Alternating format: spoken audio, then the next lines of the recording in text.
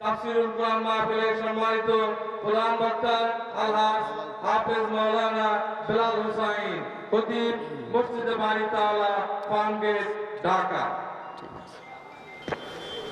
আসসালামু আলাইকুম ওয়া রাহমাতুল্লাহি ওয়া বারাকাতুহু। নাহমাদুহু ওয়া নাস্তাঈনুহু ওয়া নাস্তাগফিরুহু ওয়া নু'মিনু বিহি ওয়া নাতাওয়াক্কালু আলাইহি ওয়া নাউযু বিল্লাহি মিন শুরুরি আনফুসিনা ওয়া মিন সাইয়্যাতি আ'মালিনা।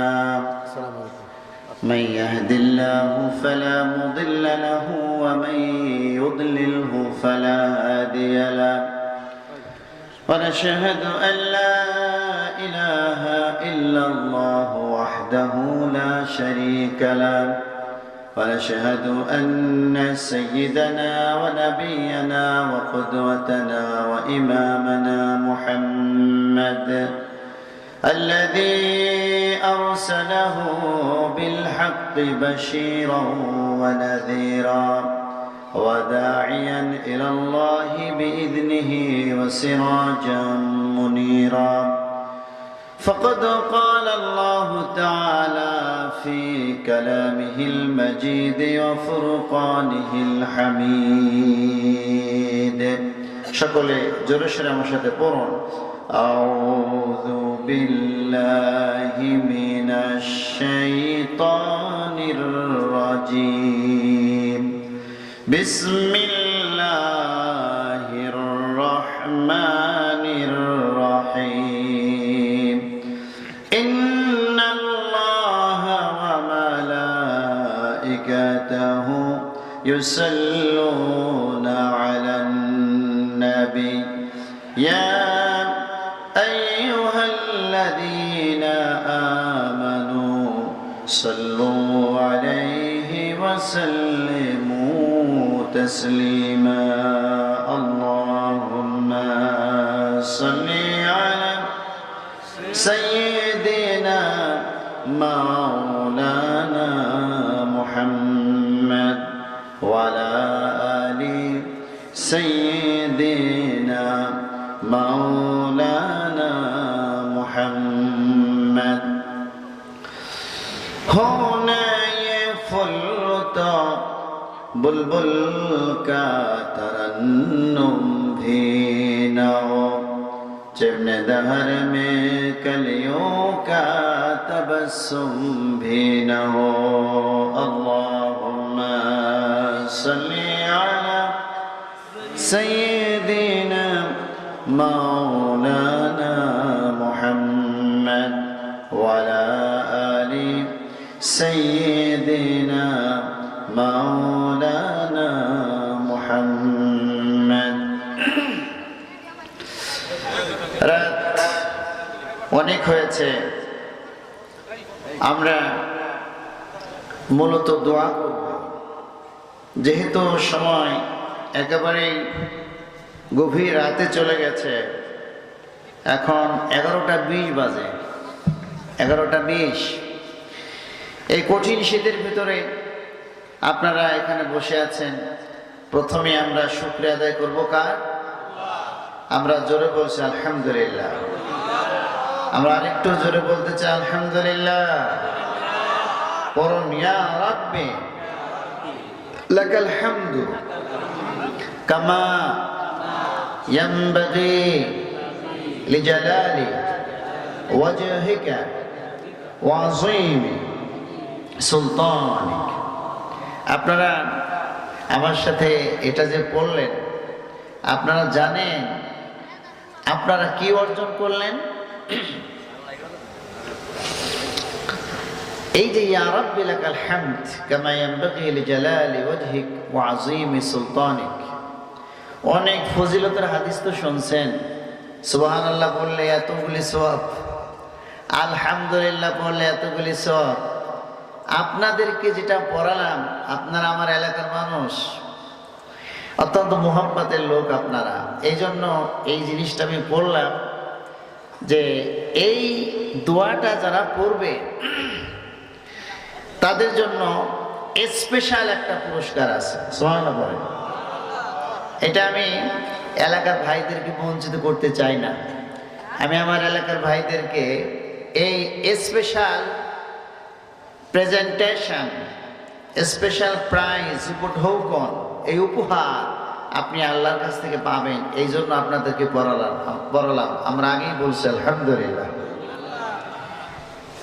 আমি আপনাদেরকে একটি প্রশ্ন করি, আমাদেরকে শুধু প্রশ্ন করেন, বলেন তো একটি রোজা রাখলে কয়টি সওয়াব হয়? বলেন, ভয় পাইয়েন না। আপনি বলছেন কয়টি? একটি। কি নাম আপনার? মুরাদুল্লাহ। মুরাদ মোল্লা। উনি বলছেন একটি। আর কেউ আছেন? একটি রোজা রাখলে কয়টি সওয়াব হয়? হ্যাঁ, আমাদের আওয়াল সর্দার সাহেব বলতে সওয়াব দিবে আল্লাহ। আল্লাহ তো দিবে, কয়টা দিবে এটি জিজ্ঞেস করছি।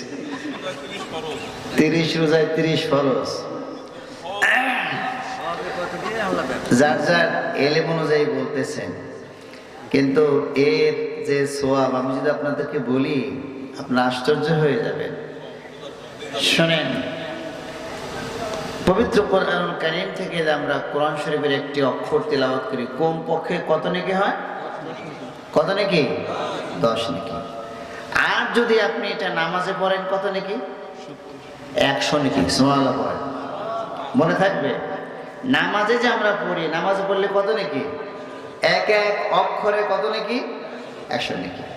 নামাজে আপনি অনেক বড় সূরা পড়লেন, অনেক নেকি হলো, এটা নেকি থাকলো, কিন্তু রোজা রাখলে কোনো সওয়াবই হয় না। সারাদিন শুধু কষ্ট করে রোজা রাখেন, একটা সওয়াব হয় না। আমি চ্যালেঞ্জ করে বলতেছি, অনেক ওলামায়ে কেরাম, যশোরী সাহেব আছে, এবার আমাদের দেশে অনেক আলেম আছেন, আমি সকলকে চ্যালেঞ্জ করলাম, ইট হ্যাজ নো এনি সওয়াব ফর পারফর্মিং ফাস্টিং। এই রোজায় কোনো সওয়াব হয় না। তো এত কষ্ট করে রোজা রাখেন কেন? সেই শেষ রাত থেকে শুরু করে সন্ধ্যা পর্যন্ত আপনারা রোজা রাখেন, অথচ রোজায় কোনো সওয়াব হয় না। কিছু কিছু আসতেছে। সুবহানাল্লাহ পড়েন। আল্লাহর হাবিব বললেন, এটি হাদিসে কুদসি, আল্লাহ সুবহানাহু ওয়া তাআলার বক্তব্য। আল্লাহর রাসূল নিজে রাবী হয়ে বর্ণনা করেছেন, আস-সাওমু লি ওয়া আনা আজজি বিহি। এই রোজা, এর ভিতরে কোনো লৌকিকতা নেই, প্রদর্শন নেই, দেখানো যায় না।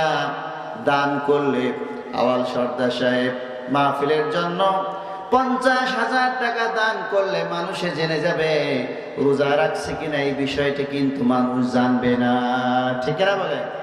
সেটা কে জানবে? সর্দার জানবে, সর্দারের আল্লাহ জানবে। ঠিক না বলে? আপনি রোজা রেখেছেন কিনা, আমি রোজা রেখেছি কিনা, আমার মা রোজা রেখেছে কিনা, এই সব কিছু কে জানতেন? আল্লাহ জানতেন। রোজা হলো মানুষকে দেখানোর জন্য কেউ রাখে না, শুধুমাত্র কাকে খুশি করার জন্য রাখে।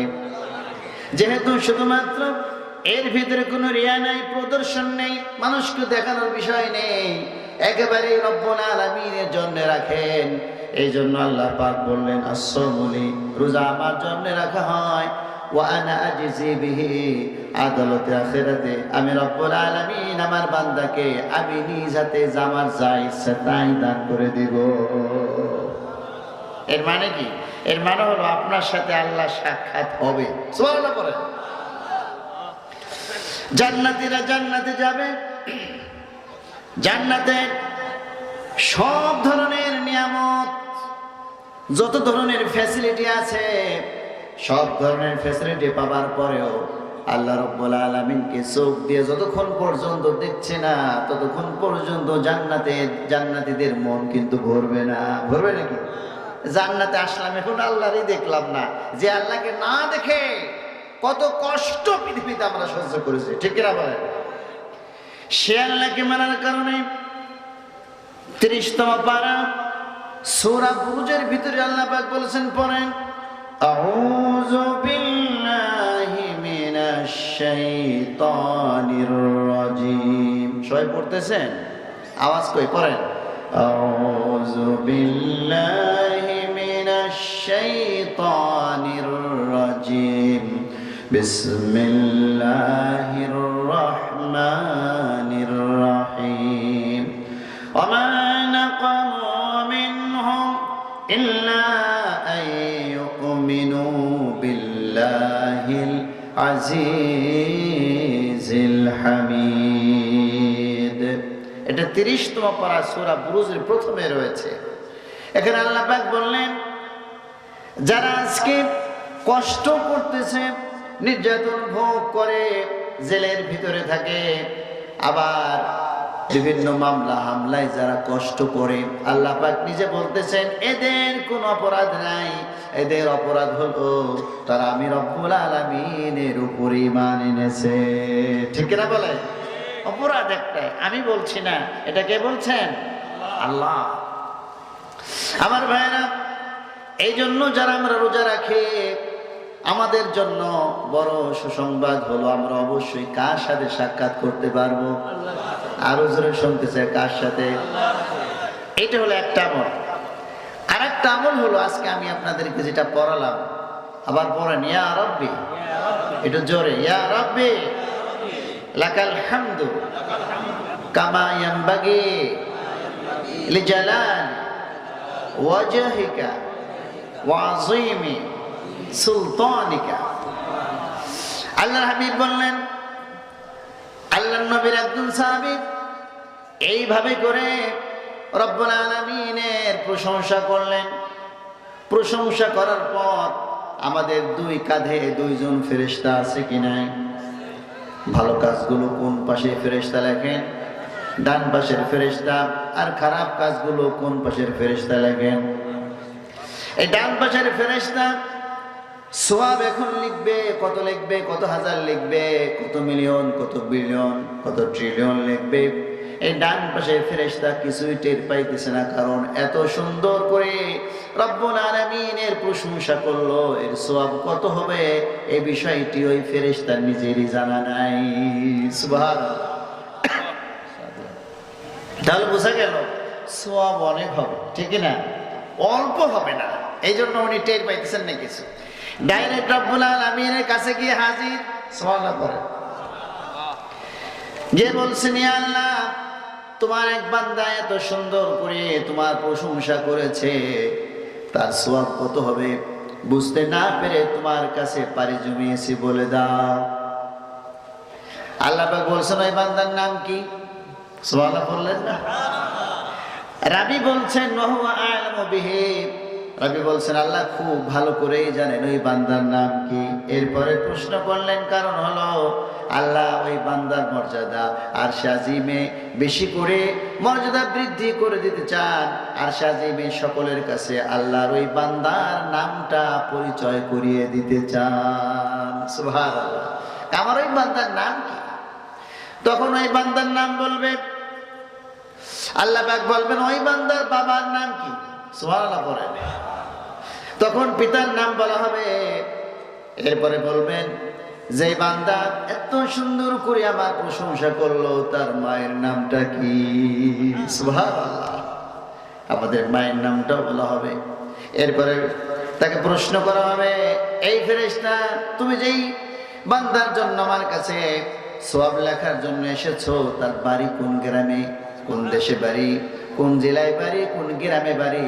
ওহুয়া আ'লামু বিহি। রাবি বলছেন, আল্লাহ সবই জানেন। বারবার প্রশ্ন করতেছেন এই কারণে, যাতে করে আল্লাহর ওই প্রিয় বান্দার নামটা আরশে আজিমে বারবার উচ্চারিত হয়। সুবহানাল্লাহ। এরপর রব্বুল আলামিন ঘোষণা দিচ্ছেন, কি বলছেন? আল্লাহ পাক বললেন, হাদালি ওয়া নাজজি বিহি। এরকম প্রশংসা আমি রব্বুল আলামিনের জন্যই শুধু করা হতে পারে। আর এই পুরস্কার সওয়াব তুমি লিখে পুরস্কার তুমি লিখতে পারবে না। এর যে সওয়াব হবে, এর যা কিছু হবে, কিয়ামতের দিন আমি রব্বুল আলামিন আমি নিজ হাতে দান করে দিব। সুবহানাল্লাহ। তাহলে আমি আপনাদেরকে যে দোয়াটা পড়াইলাম, এই দোয়া পড়ানোর মাধ্যমে আল্লাহর সাথে সাক্ষাৎ হওয়ার কায়দা হয়েছে কিনা? হয় নাই? আলহামদুলিল্লাহ পড়ে। রাত অনেক। কয়েকদিন আগে টাঙ্গাইলে মাহফিল করতেছিলাম, এইরকম গভীর রাতে। তো ওখানে অনেক মানুষ সেখানে ছিলেন, আরো বেশি লোক আপনাদের এখানকার চেয়ে। তো সম্ভবত অনেক রাত পর্যন্ত সেখানে মাহফিল করলাম। আমাকে তো শেষের দিকেই মাহফিল করা লাগে, শেষের দিকে কথা বলতে হয়। আজকে যেহেতু সময় নাই, এই জন্য আমরা একেবারে ছোট্ট একটি সূরা আলোচনা করে আমরা দোয়া করে বাড়ি যাবো। বলেন ইনশাআল্লাহ। ছোট্ট সূরাটার নাম কি? সূরাতুল কাউসার। সূরাতুল কাউসারটা একটু আলোচনা করি। আসুন, আমরা যখন কোরআন শরীফ থেকে শুনবো, আর আমার একটা সুবিধা আছে, শেষের দিকে যে লোকগুলি থাকে এগুলো হচ্ছে অরিজিনাল লোক, ঠিক না? আমার আম্মুকে দেখেছি, আমার আব্বাকেও দেখেছি, ধান গম যখন উড়াইতেন, এখন তো ফ্যান দিয়ে উড়ায়, তাই না? আর আমাদের সময় কিন্তু ফ্যান ছিল, ভাতের ফ্যান ছিল, মানে এরকম পাখার ফ্যান ছিল না, ঠিক না বলে? এই ভাতের মার আর ফ্যান ছিল। এখন যে ইলেকট্রিক ফ্যান এটা ছিল না, ওটা বাতাস আসলে উড়াইতে হতো। বাতাস আসলে যখন উড়ায় তখন চিটাটা কি হয়ে যায়? দূরে যায়। আর অরিজিনালটা যেটা ভালো ধান সেটা কোথায় থাকে? কাছে কাছে থাকে। এখন বিভিন্ন বাতাসে কিছু লোক কিন্তু চলে গেছে, আর আমরা এখন যারা আছি এরা কিন্তু ওই নিচের গোড়ার ধান সরলা করেন। এরা কিসের ধান? ওই গোড়ার ধান, অরিজিনাল ধান, আসল ধান। এর এক এক মনের দাম অনেক, ঠিক না বলেন? আপনি 10 মণ সিটে যদি কাউকে বিক্রি করতে যান মোমিন খারাটে নিয়ে, যে 10 মণ সিটে নিয়ে আসছি, আর একজন 10 কেজি এই ভালো ধান নিয়ে গেছে, মানুষ কিনবে কোনটা? ওই 10 মণ কিনবে না 10 কেজি চাল বা ধান কিনবে? কোনটা? 10 কেজি। এটা অরিজিনাল। তো যারা আমাদের এই মাহফিলের আওয়াজ শুনছেন বাইরে থেকে, আপনারা আমাদের সাথে অরিজিনালের সাথে সম্পৃক্ত হন। আমরা অল্প সময় আলোচনা করবো, আমার সাথে পড়েন। কোরআনের আওয়াজ যখন হয়, কোরআনের আলোচনা যেখানে হয়, সেখানে সবাই খুশি। আমরা একজন বেজার, তার নাম কি? তার নাম কি? শয়তানি বললেন তাকে? তার নাম আছে কিন্তু, তার নাম কি? ইবলিস। তার নাম কি? ইবলিস। তা আল্লাহ পাক তাকে প্রথমে ইবলিস বলছে। সে এত শয়তানি করছে, আল্লাহ পাক শেষ পর্যন্ত ইবলিসকে বলে শয়তান, ফাআযাল্লাহুমা শাইতানু আন ফাআখরাজাহুমা। তো বলছেন যে এই শয়তান তুই বের হয়ে যায়। শেষে তার কর্মকাণ্ডের কারণে সে কি হয়ে গেছে? শয়তান হয়ে গেছে। তাই শয়তান, আপনি যখন কোরআন শরীফ পড়বেন তখন শয়তান থেকে কার কাছে পানাহ চাইতে হবে? আল্লাহর কাছে। পড়েন আউযু বিল্লাহি মিনাশ শাইতানির রাজীম বিসমিল্লাহির রহমানির রহিম। পড়েন ইন্না আ'তাইনাকাল কাউসার ফাসাল্লি লিরাব্বিকা ওয়ানহার ইন্না শানিআকা হুয়াল আবতার। এই সূরাটা হচ্ছে পবিত্র কোরআনুল কারীমের সবচেয়ে ছোট্ট সূরা। এক একটা পৃষ্ঠা 15 লাইনের। হিফজুল কোরআন শরীফের পৃষ্ঠা কয় লাইন? 15 লাইন। আর এই পুরো সূরাটা হচ্ছে 1 লাইনের। কত লাইন? 1 লাইন। এরকম সূরা 15টা হইলে তাহলে পুরো একটা পৃষ্ঠা হবে। তাহলে মাত্র 1 লাইনের সূরা। আয়াত সংখ্যা কয়টা? 3টা। ইন্না আ'তাইনাকাল কাউসার ফাসাল্লি লিরাব্বিকা ওয়ানহার ইন্না শানিআকা হুয়াল আবতার। এই সূরা অর্থ হলো, নিশ্চয়ই আমি আপনাকে কাউসার দান করেছি। কাউসার নামে এখানে কেউ আছেন? সামনে আছে নাকি কেউ? একজন হাত উঁচু করছেন। কাউসার, একটু দাঁড়ান তো আপনি। জাযাকুমুল্লাহ খায়ের, বসেন। কাউসার পাইলাম একজন।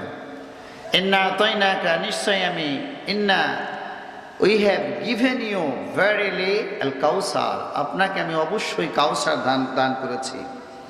কাউসার যখন দান করলাম, সুতরাং সল্লি লিরাব্বিকা ওয়ানহার, আপনার রবের জন্য আপনি কি করেন? স্যাক্রিফাইস করেন, কোরবানি করেন। ইন্না শানিআকা, নিশ্চয়ই আপনার শত্রুরা। তাহলে বোঝা যায় শত্রু আগেও ছিল, ঠিক না বলেন? ইসলামের শত্রু যে এখন নতুন করে গজাইছে বিষয়টি এমন নয়। বর্তমান ইসলামের শত্রুরা ওরা মূলত আবু জেহেলের নাতিপুতি, ঠিক না? ইন্না শানিয়াকা, আপনার যারা শত্রু, হুয়াল আবতার, ওরা হচ্ছে দুর্ভাগা, ওরা নির্বংশ। এই সূরাটা কখন নাজিল হয়েছিল? আল্লাহ হাবিবের কয়জন পুত্র সন্তান ছিল আপনারা জানেন? কয়জন? আমি টেস্ট করতেছি আপনাদেরকে। কয়জন পুত্র সন্তান ছিল? 4 জন। কতজন? 4 জন। এই 4 জনের ভিতরে সর্বকনিষ্ঠ সবচেয়ে ছোট যে ছেলে ছিলেন তার নাম ছিল ইব্রাহিম। কি নাম ছিল? ইব্রাহিম। আর আল্লাহ রাসূল কিন্তু ইব্রাহিম আলাইহিস সালামের বংশে জন্মগ্রহণ করেছেন। সুবহানাল্লাহ। হযরত ইব্রাহিম আলাইহিস সালাম এই পেলেন, তখন রব্বুল আলামিনের কাছে একটি দোয়া করেছিলেন এইভাবে, সূরা বাকারার ভিতরে আছে, প্রথম পারার 19 নম্বর পৃষ্ঠায় রয়েছে। এইভাবে দোয়া করেছিলেন, পড়েন, রব্বানা ওয়াবআথ ফীহিম রাসূলাম মিনহুম ইয়াতলু আলাইহিম আয়াতিক ওয়া ইউআল্লিমুহুমুল কিতাবা ওয়াল হিকমাতা ওয়া ইউযাক্কিহিম ইন্নাকা আনতাল আজিজুল হাকীম। এই দোয়া কার? আপনারা কি ভালো করে শুনতেছেন? আপনারা আছেন তো? এই দোয়াটা কার? হযরত ইব্রাহিম আলাইহিস সালাম আল্লাহর কাছে দোয়া করেছেন, আল্লাহ আমার এই ব্লাডের ভিতরে, আমার এই নসলের ভিতরে, আমার এই বংশের ভিতরে এমন একজন নবী দান করবেন, যেই নবীর উপর আপনি কিতাব নাজিল করবেন, যেই নবী মানুষকে কিতাব থেকে মানুষকে শিক্ষা দান করবে, তাদেরকে পরিশুদ্ধ করবে, তাদেরকে শিরিক বিদআত থেকে বেরিয়ে এনে তাদেরকে তাওহীদের উপরে পরিচালিত করবে। আয় আল্লাহ, এমন একজন নবী আমার বংশে পাঠায়েন। এই দোয়া কার?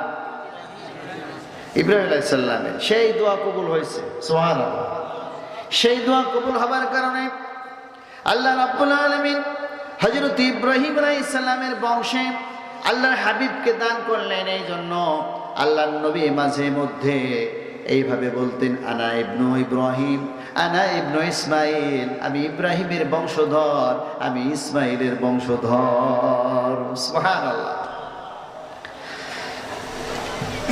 সেই বংশের নাম অনুসারে যিনি বংশের প্রধান হযরত ইব্রাহিম আলাইহিস সালামের নামকে আবার জীবন্ত করার জন্য আল্লাহর রাসূলের ৪র্থ ছেলের নাম রাখলেন কি?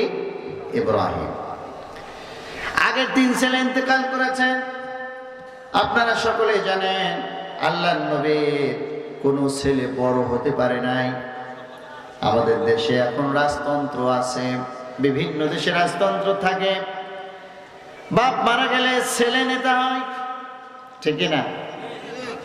ইংল্যান্ডের রানী আছে, বাপ মারা গেলে ছেলে নেতা হয়, রাজতন্ত্র চালু হয়। এখন স্বামী মারা গেলে বউ আবার নেত্রী হয়ে যায়, ঠিক না বলে?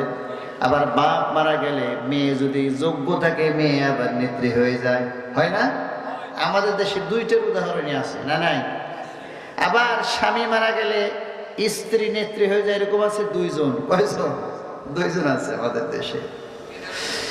আল্লাহর নবীর ইন্তেকালের পরে যাতে তার কোনো ছেলে যদি থেকে যায়, সকলে মিলে ধরবে, তুমি এখন নবী মারা গেছে, কি হয়েছে, এখন তুমি দাঁড়াও, এখন তুমি নবীর এই গদিতে বসবা, তুমি গদ্দি নিশিন পীর হয়ে যাবা। নাউজুবিল্লাহ বলে। এই গদ্দি নিশিন পীরের সিলসিলা যাতে জারি না হতে পারে, আমার মনে হয় এই জন্যই আল্লাহর নবীর কোনো ছেলে বড় হতে পারে না, তার আগে পৃথিবী থেকে নিয়ে গেছেন, ঠিক কিনা? আর এখন পীরের ছেলে পীর, এমন পীর গণ্ডমূর্খ, কিচ্ছু জানে না, শুধু অমুকের ছেলে, অমুকের ছেলে। আমি পীরদের সমালোচনা করতেছি না, তা আল্লাহ রাসূলের যে সন্তান থাকলো না, মনে হয় এখানে একটা টেকনিক আল্লাহর আছে, হিকমত আল্লাহর আছে। কোন সন্তান, একেবারে ছোট্ট বয়সে ইব্রাহিম মারা গেল। মুরিদরা কিন্তু আমার উপর রাগ হইল না, এটা ইতিহাস থেকে বলছি, আমি পীরের পক্ষে, কারণ পীরদের মাধ্যমে এই দেশে ইসলাম আসছে, ঠিক না? হযরত শাহজালাল রহমতুল্লাহি আলাইহি এই যে সিলেটে গৌর গোবিন্দকে পরাজিত করে ওখানে জিহাদ লাগছে পরাজিত করতে, ঠিক না? সুবহানাল্লাহ বললে হয়ে যায় নাই, কিন্তু সেখানে জিহাদ করে গৌর গোবিন্দকে পরাজিত করে ওই সিলেট এলাকাকে ইসলামের রাষ্ট্র ঘোষণা করেছিলেন। সুবহানাল্লাহ। আমাদের দেশের ছেলেরা মানুষেরা ইতিহাস জানে না। ইতিহাস হলো পীরের দরবারে যায় গাঁজা খাও, দে বাবা গাঁজা দে, কি যেন কয় না, এই সমস্ত যাই দেখি সব লাল সালু করে পড়ে গাঁজা আর বিড়ি খাইয়া ঠোঁট এত কালো করছে, মনে হয় ওইটাকে আলকাতরা লাগাইলে এত কালো হবে না, এত কালো হয়েছে গাঁজা খাইতে খাইতে। নাউজুবিল্লাহ পড়েন। তাহলে কি বোঝা যায় এখন এমন একটা পরিস্থিতি সৃষ্টি হয়েছে যে পীরের ওখানে যারা ভক্ত, আমি বললাম তুমি কে? বলছে হুজুর আমি খাদেম। কিসের খাদেম? এই মাজারের খাদেম। তো মাজারের খাদেম ও যখন কথা বলতেছে আমার নাকের ভিতরে রুমাল দেয়া লাগছে, মানে এত সুঘ্রাণ তার মুখ থেকে আসতেছে, গাজার সুঘ্রাণ। নাউজুবিল্লাহ বলে। আমি বললাম ঠিক আছে ঠিক আছে, আর বলা দরকার নাই, যতটুকু বলছে যে সরান সরাইছে আমি থাকতেই পারতেছি এই এলাকায়। আসলে মানুষ মনে করে পীরের ওখানে শুধু ওই গাঁজা খায় ই করে, এই সমস্ত বাজে লোক থাকে। আসলে যার জন্য যিনি ছিলেন এখানে উনি ভালো ছিলেন, ঠিক না? আপনি জেকে খান জাহান আলী রহমতুল্লাহ আলাই, শাহফরান রহমতুল্লাহ আলাই, আব্দুল কাদের জিলানী রহমতুল্লাহ আলাই, প্রত্যেকেই বড় বড় মুজাহিদ ছিলেন। সুবহানাল্লাহ। তাদের ইতিহাস আমাদের সামনে অরিজিনাল ইতিহাস নাই। যাও, আল্লাহর নবীর ছেলে ইব্রাহিম ইন্তেকাল করলেন, তার আর পুত্র সন্তান থাকলো না, একজন ছেলেও নাই, চারটা ছেলে ইন্তেকাল করলো। আবু জেহেল সুযোগ পেয়ে চতুর্দিকে অপবাদ শুরু করে দিল, বদনাম শুরু করে দিল মুহাম্মাদের উপরে। মুহাম্মাদের আল্লাহ বেজার হয়েছে, এই জন্য সবগুলো ছেলে নিয়ে গেল, একটাও নাই তার নাম নেয়ার জন্য। আপনারা নাউজুবিল্লাহ পড়েন। আবু জেহেল বলছে আল্লাহ রাসূলের নাম নেয়ার জন্য একজন লোকও নাই। কথাটা ঠিক? কথা বলে কথা কি ঠিক? আল্লাহ রাসূলের নাম নেয়ার জন্য একজন লোক নাই, কথাটা কি ঠিক? এই আবা জাহাল, মদিনা নদী বদর প্রান্তরে জাহান্নামের ভিতরে জ্বলতেছস, তাকায় দেখ সারা পৃথিবীর ভিতরে এখন হাজার হাজার তাফসীর মাহফিল হচ্ছে, ঠিক কিনা বলে? প্রতিটি তাফসীর মাহফিল থেকে প্রত্যেক জায়গা থেকে রাসূলের উপরে দরুদ পড়া হচ্ছে, ঠিক কিনা? তার আলোচনা ওয়ারাফানা লাকা যিকরা। আল্লাহ পাক বলছেন যে হে রাসূল, আবু জেহেল বলছে যে আপনার নাম নেওয়ার লোক নাই, আর আমি এমন ব্যবস্থা করলাম পৃথিবীতে আপনার নামই পৃথিবীর মানুষেরা বেশি নিবে। জোরে বলেন সুবহানাল্লাহ। সবচেয়ে বেশি যে কিতাবটি পড়া হয় সেই কিতাবের নাম কি? আল কোরআন। আর সবচেয়ে বেশি যেই মানুষটার আলোচনা পৃথিবীতে হয় সেই মানুষটার নাম কি? মুহাম্মদুর রাসূলুল্লাহ।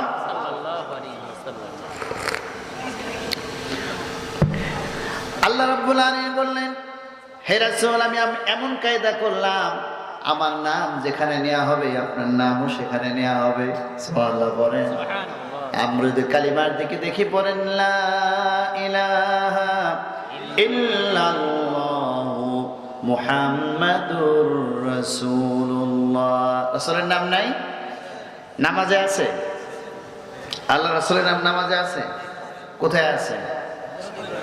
দরুদ। ওই দরুদে রাসূলের নামটা বলার পরে নামাজ শেষ হয়, ঠিক না? এবং এই নামাজ প্রতিটি মুহূর্তে পৃথিবীতে আছে, নাই? এই মুহূর্তে আমাদের দেশে এখন প্রায় 12টা বাজে, আর আমেরিকাতে দিন 12টা বাজে।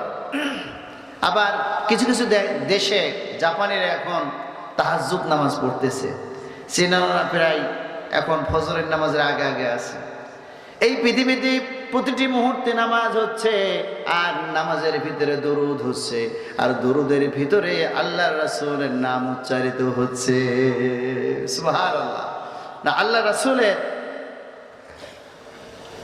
আলোচনা এবং তার নাম এই পৃথিবীতে এর চেয়ে বেশি আলোচনা আর কারো নাম নিয়ে হয় না।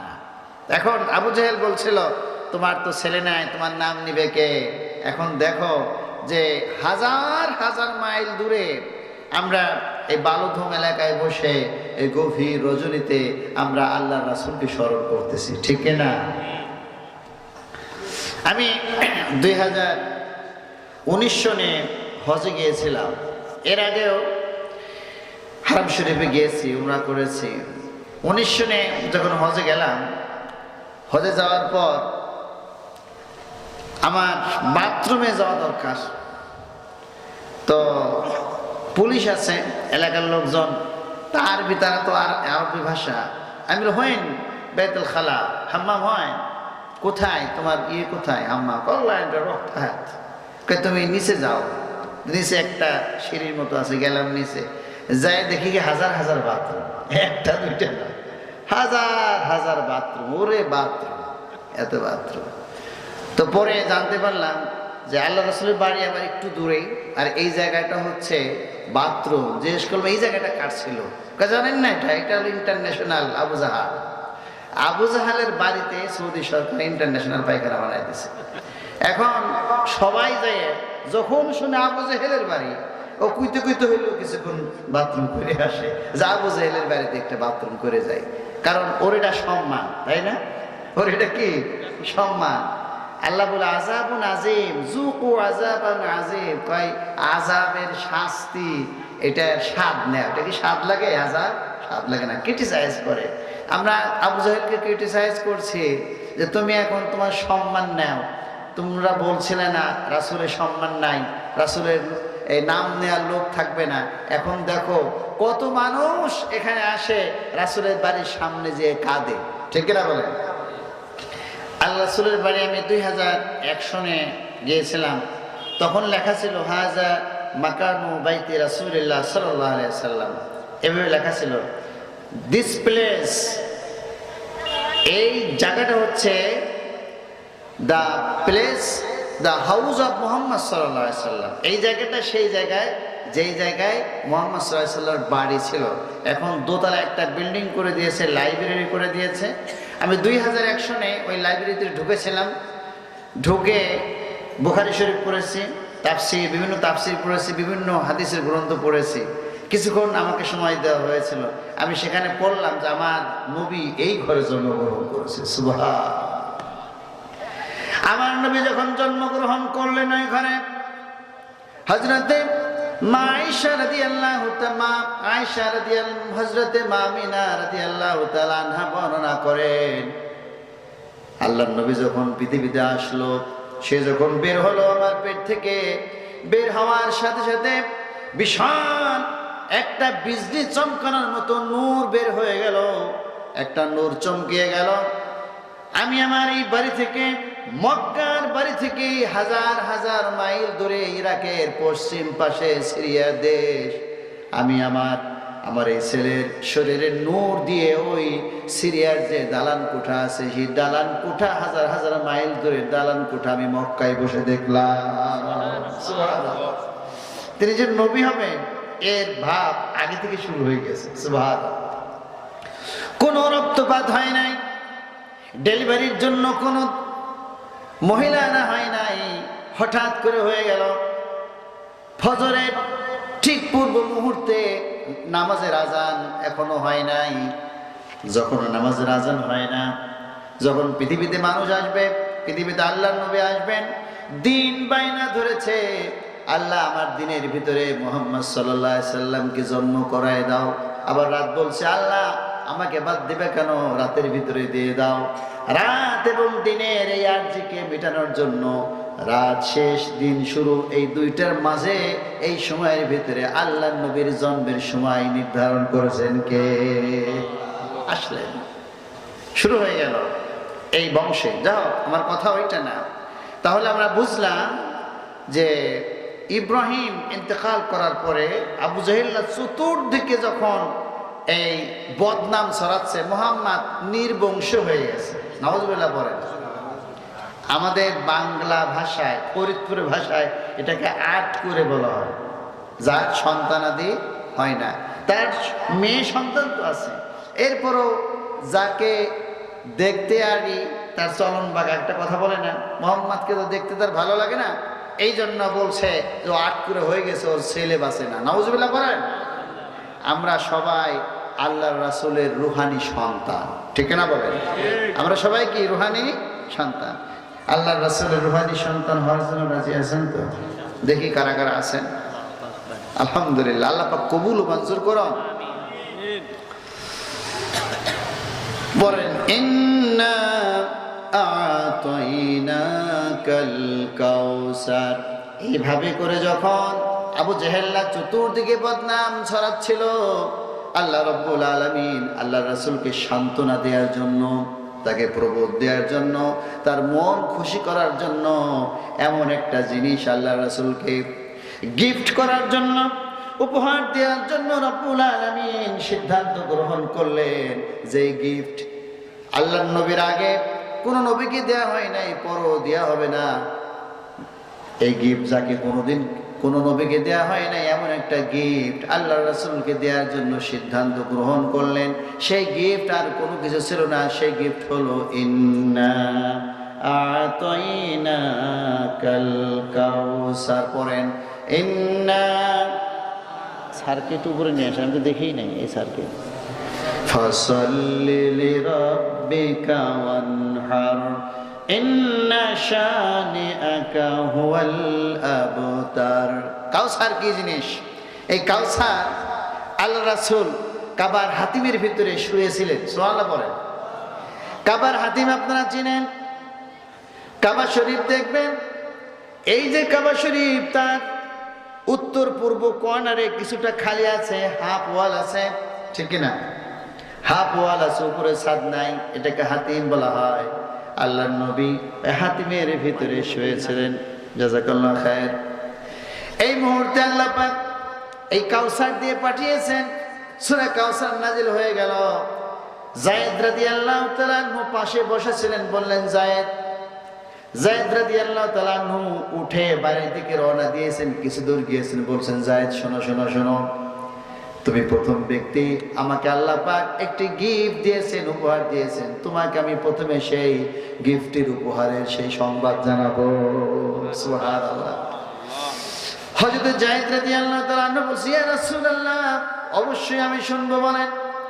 বললেন কিছুক্ষণ আগে হযরতে জিবরাইল আলাইহিস সালাম এসে সূরা কাউসার নাজিল করে গেল, আর সূরা কাউসারের মধ্যে যে জিনিসটা আছে রব্বুল আলামিন আমাকে হাউজে কাউসার দান করে দিয়েছে। সুবহানাল্লাহ। যায়েদ রাদিয়াল্লাহু তাআলা প্রশ্ন কি, ইয়া রাসূলুল্লাহ মা হুয়াল কাউসার? এই কাউসার আবার কি জিনিস? আপনারা শুনবেন? শোনার কি মানসিকতা আছে? যায়েদ রাদিয়াল্লাহু তাআলা প্রশ্ন করলেন মা হুয়াল কাউসার, এই কাউসার কি জিনিস? বুখারী শরীফ, মুসলিম শরীফ সহ বিভিন্ন বড় বড় হাদিসের কিতাবে 2-3 পৃষ্ঠা ব্যাপী এই কাউসারের বর্ণনা দেওয়া হয়েছে। সুবহানাল্লাহ বলেন। আমি সংক্ষেপে আপনাদেরকে বলছি, কিয়ামতের দিন মানুষ যখন বিচারের জন্য সমবেত হবে, সবাই তো সুন্দর করে কাপড় চোপড় পরা থাকবে। কাপড় চোপড় পরা থাকবে না কিভাবে উঠবে? একেবারে জন্মদিন আমরা যেভাবে মায়ের পেট থেকে বের হই যে পোশাকে, ওই পোশাক থাকবে। আমি এর চেয়ে ভালো বাংলা আর বলতে পারলাম না। মায়ের পেট থেকে যেই অবস্থা আমরা বের হই, আদালতে আখেরাতে ওই হাসরের ময়দানে আমাদেরকে ওই অবস্থায় ওই আল্লাহর সামনে উপস্থিত হওয়া লাগবে। হযরত মা আয়েশা রাদিয়াল্লাহু তাআলা আনহা জিজ্ঞেস করলেন ইয়া রাসূলুল্লাহ, আমার কি লজ্জা করবে না? এত মানুষ থাকবে, তার এতগুলি মানুষের সামনে, আপনার সামনে, আল্লাহর সামনে এইভাবে কাপড় চোপড় ছাড়া কিভাবে আমি থাকবো? আল্লাহ হাবিব বললেন আয়েশা রে শোনো, পরিবেশ এতটা কঠিন হবে, এতটা কঠিন হবে, মাত্র মুঠো মাথা উপরে মাত্র 1 হাত 18 ইঞ্চি 15 ইঞ্চি উপরে সূর্যটা চলে আসবে। কঠিন প্রচন্ড রকম তাপের কারণে এই মাটিগুলি, এই যে বাইতুল মুকাদ্দাসের এলাকা, ওইটা হাসরের মাঠ হবে। সুবহানাল্লাহ বলেন। আপনারা আমাদের এলাকার মানুষ, আপনাদেরকে এগুলি গোপন কথাগুলি জানাই। কিয়ামতের ময়দান, হাসরের ময়দান অন্য কোনো জায়গায় না, এই পৃথিবীতেই হবে। সুবহানাল্লাহ বলেন। পাহাড় পর্বত সব কিছু ভেঙে চুরমার করে সব সমতল করে দেওয়া হবে। সুবহানাল্লাহ। এখন তো পৃথিবীটা গোলাকার, তাই না? আর এই পৃথিবীর যে ম্যাপ আছে, এরকম কাগজের ভিতরে ম্যাপ, এরকম সমান ম্যাপ আছে না? আর একটা আছে গোলাকৃতির, এরকম পৃথিবী যেমন ম্যাপটাও সেরকম বানানো, আর কিছু আছে কাগজে ছাপানো, এরকম একেবারে প্লেন আছে না? তখন আল্লাহ পাক এই পৃথিবী সব ভেঙে চুরমার করে এরকম প্লেন বানাই ফেলবে, যাতে এই জায়গায় মানুষ সবাই একত্রিত হতে পারে, মাঠ বানাই দেবে। সুবহানাল্লাহ। কোনো পাহাড় পর্বত কোনো কিছুই থাকবে না। ইযা সামাউ ফাতারাত ওয়াইজাল কাওয়াকিবু ইনতাসারাত ওয়াইজাল বিহারু ফুজ্জিরাত ওয়াইজাল কুবুরু বুসিরাত। প্রতিটি কথা কেমন লাগে না? ইযা সামাউ ফাতারাত, সকল এই আসমানগুলি ভেঙে চুরমার করে দেওয়া হবে। সুবহানাল্লাহ। ওয়াইজাল জিবালু সুবিরাত, এই যত পাহাড় আছে পাহাড়গুলিকে এরা নিজে নিজেই চলার তালে থাকবে। ইসরাফিল আলাইহিস সালামের সিঙ্গার বাতাসের এতটা গতি হবে, ওই বাতাস সেই পাহাড়ে লেগে এই পাহাড়টা বাতাসের ঠেলায় উঠে যাবে। সুবহানাল্লাহ। এই পাহাড়কে আল্লাহ পাক বলছেন প্যারাক, ওয়াল জিবালা আওতাদা, এই পাহাড়কে পৃথিবীতে প্যারাক বানাইছে আল্লাহ পাক। এখন আপনাদেরকে প্রশ্ন করি, প্যারাকের যে মাথা থাকে, এই মাথা বেশি বড় না ভিতরে যা ঢুকানো হয় সেটা বড়? ভিতরে যে লম্বা একটা থাকে না, এইটা অনেক বড়, আর মাথায় থাকে ছাতা, মাথায় একটু ছাতার মতো থাকে। এই অল্প একটু উপরে থাকে, আর বেশি বেশি অংশ কোথায় থাকে? ভিতরে থাকে। হিমালয় পর্বতের যে এই মাটির লেভেল থেকে যে এভারেস্ট চূড়া, এটা হলো 33,000 ফুট না 29,000 ফুট উঁচা। কত হাজার ফুট? 29,000 ফুট উঁচা। 29,000 ফুট যদি উঁচু হয়, আমার মনে হয় কমপক্ষে এর 10 গুণ হলো নিচে। সুবহান। আল্লাহ পাক বলছেন সূরা কারিয়ার ভিতরে, ওয়াতাকুনুল জিবালু কাল'ইহনিল মানফুশ। আল্লাহ পাক বললেন ইসরাফিল আলাইহিস সালাম যে সিংহায় ফু মারবে, বাতাস এত প্রচন্ড বেগে প্রবাহিত হবে, এই পাহাড়গুলি মাটির ভেতর থেকে উঠে এইভাবে প্রচন্ড রকম ঝড় আসলে খড়কুটা যেভাবে আকাশে এইভাবে উঠতে থাকবে, হিমালয়ের মতো বড় বড় পাহাড়গুলি ওই খড়কুটার মতো এইভাবে উঠতে থাকবে, একটা আর একটার সাথে এইভাবে বিকর্ষণ লেগে এইভাবে ধাক্কা লেগে পাহাড়গুলি চুরমার হয়ে সব আটার মতো ছাতুর মতো হয়ে যাবে। সুবহানাল্লাহ। পাহাড়ও থাকবে না, আসমান থাকবে না, কিচ্ছু থাকবে না, শুধু থাকবে কি? জমিন সমতল হয়ে যাবে। এই জায়গায় এখন কিয়ামত। কিয়ামত মানে হলো এই গোলমাল। কিয়ামত মানে কি? ভাঙচুর। এই সব ভাঙচুর করে সমতল করে জান্নাত দিবেন। এই প্রক্রিয়ার নাম হলো কি? কিয়ামত। এমনই অবস্থায় ওয়াইজাল কুবুরু বুসিরাত, আবার এই মাটির ভিতরে আমি ছিলাম, আপনি ছিলেন, আমার বাপ ছিল, আপনার বাপ ছিল, আমার দাদা ছিল, যারা ছিল, এই সিঙ্গার ফুকের এত বড় আওয়াজ হবে, আওয়াজের ঠেলায় কবরের ভিতর থেকে মানুষ ওঠা শুরু করবে। সুবহানাল্লাহ। মানুষদেরকে আল্লাহ পাক নতুন করে যার যার বডি যেরকম ছিল সেরকম বডি তৈরি করে দেবে। সুবহানাল্লাহ। এখন কবর খুললে বডি পাওয়া যায়? 100 বছর আগে মারা গেছে, বডি পাওয়া যাবে? হাড্ডিও পাওয়া যাবে না, একেবারে কিছুই ভিতরে নাই। 100, 200, 300, 400, 500 বছর আগে যে মানুষ ইন্তেকাল করছে তার কোনো কিছুই মাটির সাথে কি মিশে গিয়েছে। আমরাও মিশে যাব। হঠাৎ 2-1 নবীগণ মিশবেন না, তাদের এই শরীর মাটির জন্য খাওয়া হারাম করে দিয়েছেন কে?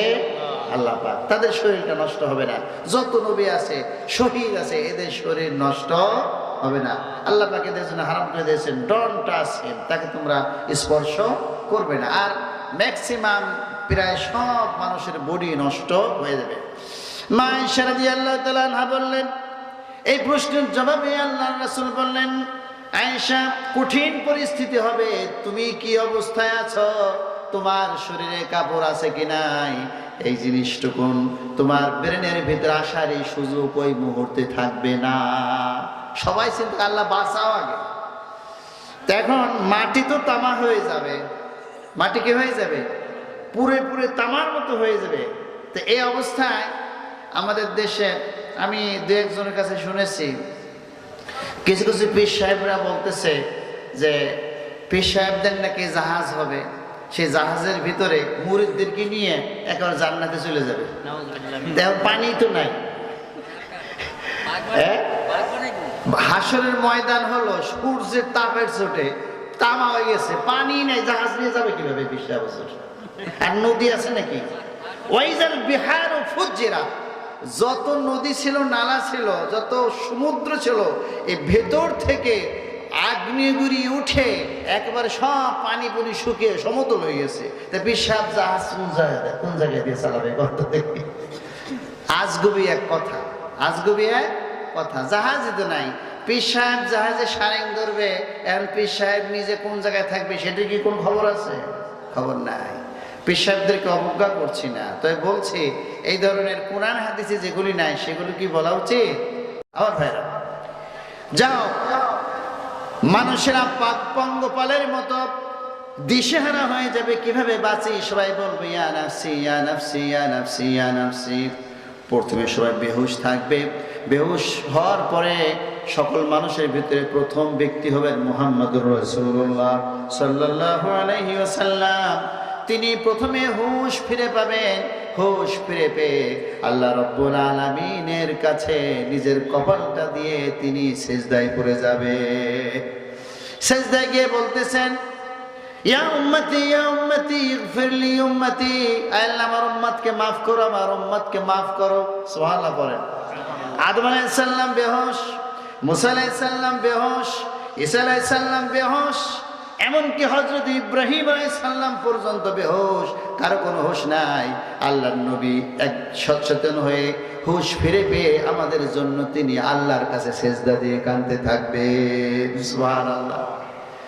মানুষের আস্তে আস্তে হুঁশ আসবে। প্রথমে নবীদের হুঁশ আসবে, সালেহিনদের হুঁশ আসবে, সিদ্দিকিনদের হুঁশ আসবে, সাহাবায়ে কিরামদের হুঁশ আসবে। আস্তে আস্তে প্রতিটি মানুষের যখন হুঁশ এসে যাবে তখন মানুষেরা তারা নিজেরা বাঁচার জন্য চেষ্টা করবে, কিভাবে বাঁচি। তাদের মনে তখন স্মরণ হবে আমাদের তো নবী ছিল, আমাদের নবী কই? এই কিয়ামতের দিন নবী ছাড়া তখন উপায় অন্তর থাকবে না, নবী খোঁজা শুরু করো কার কোন নবী ছিল। প্রথমে মানুষেরা হযরতে আদম আলাইহিস সালামের কাছে ভিড় জমাবে, বলবেন আদম, বাবা আদম, তোমার থেকেই সব আমরা সৃষ্টি হয়েছি, কঠিন পরিস্থিতি চলছে, মেহেরবানি করে আমাদের জন্য আল্লাহর কাছে দোয়া করো যাতে এই কঠিন পরিস্থিতি চলে গিয়ে আমাদের জন্য শান্তি চলে আসে। হযরত আদম আলাইহিস সালাম বলবেন তোমরা ঠিকই বলেছো, আমি তো তোমাদের সকলের আদি পিতা, কিন্তু আমি তো দারুণ একটি লজ্জার ভিতরে আছি। জান্নাতে রব্বুল আলামিন আমাকে থাকতে দিয়েছিলেন, কোনো অর্ডার দেন নাই, একটি মাত্র অর্ডার দিয়েছিলেন ওয়ালা তাকরাবা, পড়েন ওয়ালা তাকরাবা হাযিহি শাজারাতা ফাতাকুনা মিনাজ জালিমিন। আদম, জান্নাতে খাও, পান করো, ফুর্তি করো, সব কিছু করো, কিন্তু এই গাছের কাছে যেও না, এর ফল ভক্ষণ করো না। আল্লাহ পাক মাত্র একটি হুকুম দিয়েছিলেন, তাও মানতে পারি নাই। আমার ওয়াইফের কারণে ওয়াইফ এনে দিল, নাও সুন্দর ফল খাও, খেয়াল করলাম না এটা কোন গাছের ফল। ওয়াইফ আমাকে কনভিন্স করে আমাকে খাওয়াই দিল, সাথে সাথে জান্নাতি পোশাক আমার শরীর থেকে পড়ে গেল। মহান আল্লাহ যদি আজকে প্রশ্ন করেন, এই আদম, তোমাকে আমি নিজ হাতে তৈরি করেছিলাম মাটি দিয়ে, এরপর আমার নিজের রূহ থেকে ফুঁকে দিয়ে তোমাকে অস্তিত্ব এনেছিলাম, অ্যাক্টিভ করেছিলাম। তোমার এই নিজের মুখটা, তুমি যে মুখ দিয়ে আমার বর্ণনা করো, আমার প্রশংসা করো, এই মুখটা আমি নিজের হাতে বানিয়েছিলাম, একটি মাত্র অর্ডার দিলাম, মানতে পারলে না কেন? এই কেন জবাব কি দিব? সেই জন্যই অস্থির আছি। বাবারা, তোমাদের জন্য আমি আদম এখন কোনো কিছুই করতে পারবো না। হাই হাই, আদম কিছু করতে পারবে না।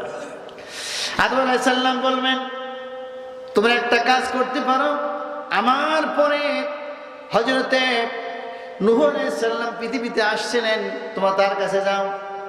নূহ আলাইহিস সালামের কাছে মানুষেরা যখন যাবে, নূহ আলাইহিস সালাম বলবেন বাবারে, আমি তো একটা অন্যায় করেছি, সেটি হলো আমার ছেলের জন্য আল্লাহর কাছে অবৈধভাবে আমি তদবির করেছিলাম। কেন করলাম? আল্লাহ আমাকে ধমক দিয়েছিলেন পৃথিবীতে। আল্লাহ যদি এখন আমাকে ধরেন, এই নূহ, কেন তোমার ছেলের জন্য পার্সিয়ালিটি করেছিলে? জবাব দাও। আমার কাছে কোনো জবাব নাই, সেই চিন্তায় আছে আমি কোনো উপকার তোমাদের জন্য করতে পারবো না। তোমরা হযরত ইব্রাহিম আলাইহিস সালামের কাছে যাও, তিনি হচ্ছেন মুসলিম মিল্লাতের জাতির পিতা। ঠিক না? মুসলিম, এই পুরো মুসলিম জাহানের এই জাতির পিতার নাম কি? হযরতে ইব্রাহিম আলাইহিস সালাম। মানুষেরা দল বেঁধে হযরত ইব্রাহিম আলাইহিস সালামের কাছে জমায়েত হবে।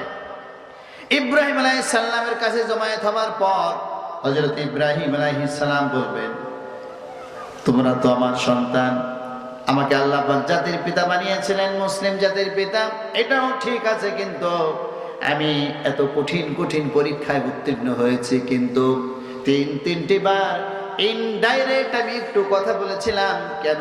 সবসময় আমার অ্যাকশন ডাইরেক্ট ছিল, ঠিক কিনা বলেন? সুবহানাল্লাহ বলেন। হযরত ইব্রাহিম আলাইহিস সালামকে আগুনের ভিতরে ফেলে দেওয়া হয়েছে। যখন ফেলা হচ্ছে, উপর থেকে ফেলে দেওয়া হচ্ছে, আগুনের ভিতরে পড়ছেন, মাঝপথে আছেন আধা সেকেন্ডের মতো। এই সময় ফেরেশতা এসে বলছে, জিবরাইল বলছে, ইসরাফিল, মিকাইল সবাই এসছে, ইব্রাহিম আমাদের কাছে হেল্প চাও, আগুন বন্ধ করে দিব, তোমাকে বাঁচাই দেব। ইব্রাহিম আলাইহিস সালাম বলছেন, আমার এখন পরীক্ষা চলছে, তোমরা নকল নিয়ে আমাকে ফেল করাইয়া দিও না। সুবহানাল্লাহ, কে নকল নিয়ে আসছো? তোমাদের হেল্প চাবো। আমি সেই আল্লাহর ইবাদত করি যে আল্লাহ আমাকে দেখতেছেন। সুবহানাল্লাহ। আল্লাহ পাক যদি আমাকে জ্বালিয়ে পুড়িয়ে ভস্ম করে রাজি থাকেন, আমি ওই আল্লাহর উপরে আমি ইব্রাহিমও রাজি আছি। সুবহানাল্লাহ। এমন কঠিন পরীক্ষা দিয়েছি, আল্লাহ পাক আগুনকে বলে দিলেন, পড়েন, কুলনা ইয়া নারু কুনি বারদান ওয়া সালামান আলা ইব্রাহিম। ইব্রাহিম আলাইহিস সালাম, এই আগুনের জন্য আল্লাহ পাক বলে দিলেন, ও আগুন, তোমার কাজ তো জ্বালিয়ে দিয়া, কিন্তু আজকে তোমার এই দাহ্য শক্তি আমি নিয়ে গেলাম, তুমি ইব্রাহিমকে জ্বালাতে পারবে না। সুবহানাল্লাহ।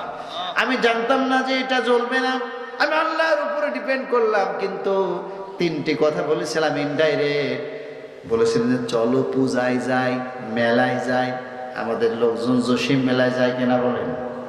ফরিদপুরের বিভিন্ন মেলায় যায় কিনা? মেলায় যায়, এবং সেখানে ঠেলা ঠেলিও আছে না?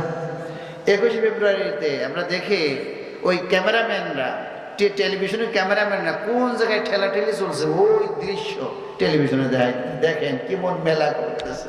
নাউজুবিল্লাহ বলেন। চলো ইব্রাহিম মেলায় যাই। ইব্রাহিম চিন্তা করলেন, ওখানে তো মূর্তি আছে, মেলায় হাবিজাবি হবে, সেখানে ইসলামের কোনো কাজ নাই, আমি যাইতে পারবো না। এই জন্য বলল যে আনা ইন্নী সাকিম, আমি অসুস্থ, আমি মেলায় যেতে পারবো না। অথচ ফিজিক্যালি তিনি অসুস্থ ছিলেন না। এই জন্য বলছেন, আল্লাহ পাক যদি আজকে ধরেন ইব্রাহিম রে, আগুনের ভিতরে পড়ার জন্য রেডি থাকলাম। সন্তানকে বললাম মক্কায় রেখে আসো। সিরিয়ায় কোথায় বাড়ি?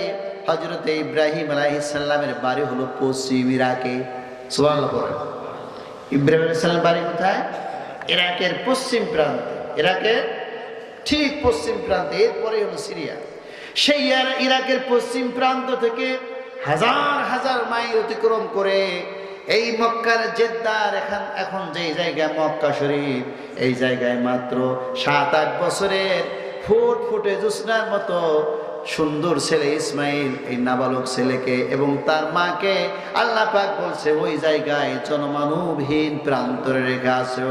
আমার একটা পরীক্ষা ছিল, আমি রাখতে কোনো কুণ্ঠাবোধ করলাম না। কেন আমি ওইভাবে আবার ওই ব্যাপারটা ইনডাইরেক্ট বললাম? আল্লাহ পাক যদি এখন প্রশ্ন করেন তাহলে জবাব দেব কি? সেই চিন্তায় আছি, আমি তোমাদের জন্য কোন উপকার করতে পারবো না। আমরা পড়ছি মুসিবতে, ঠিক না? আমরা পড়ছি মুসিবতে, আমরাও কিন্তু দৌড়াবো, এইভাবে দল বেঁধে যাচ্ছি। হযরত ইব্রাহিম আলাইহিস সালাম বললেন, আমার পরে আল্লাহর একজন পেয়ারা নবী, আল্লাহর সাথে তিনি পৃথিবীতে থেকেই কথা বলতেন, তিনি হচ্ছেন হযরতে মুসা আলাইহিস সালাম। অনেক কথা তিনি আল্লাহর কাছে বলতেন, তার কথা বলার অভ্যাস আছে। সুবহানাল্লাহ বলেন। আল্লাহর সাথে তার কথা বলার অভ্যাস আছে। আজকে তার কাছে যাও, উনি হয়তো আল্লাহর কাছে বলে তোমাদের একটা ব্যবস্থা করতে পারবেন। সকলে মুসা আলাইহিস সালামের কাছে গিয়ে হাজির হলো। মুসা আলাইহিস সালাম দেখবেন মানুষেরা যে দেখলো মুসা আলাইহিস সালাম যার জোরে জোরে কাঁদতেছেন, উনি আফসোস করতেছেন, হায় কি করলাম, মানুষ খুন করলাম কেন। মুসা আলাইহিস সালাম একজন মানুষ তিনি খুন করেছিলেন, একজন পুলিশকে খুন করেছিলেন। আপনারা হয়তো অনেকেই জানেন, জানেন না? পুলিশকে খুন করেছিল জানেন তো? কথা কয় না, মনে হয় জানেন। ফিরআউনের পুলিশ কিনছে খড়ি, খড়ি চিনেন তো? ওই যে বাড়িতে খড়ি দিয়ে রান্না করে না, খড়ি লাকড়ি, এই খড়ি দিয়ে রান্না করে। তখন খড়ি দিয়ে রান্না করা হয়, তখন গ্যাস আবিষ্কার হয় নাই। বাংলাদেশেই তো কয়েকদিন আগে গ্যাস আবিষ্কার হয়েছে, ঠিক না? আর আমাদের দেশে তো এখনো খড়ি দিয়ে জাল চলছে। আর যাদের একটু পয়সা করে আছে, গ্যাস কিনে এনে এরপরে এই গ্যাসের এই চুলা চলছে। ওই সময় খড়ি দিয়ে রান্না বান্না হতো। ফিরআউনের পুলিশ একজনের কাছ থেকে খড়ি কিনলো, দাম না দিয়ে চলা শুরু করছে, নিয়ে যাইতেছে পুলিশ।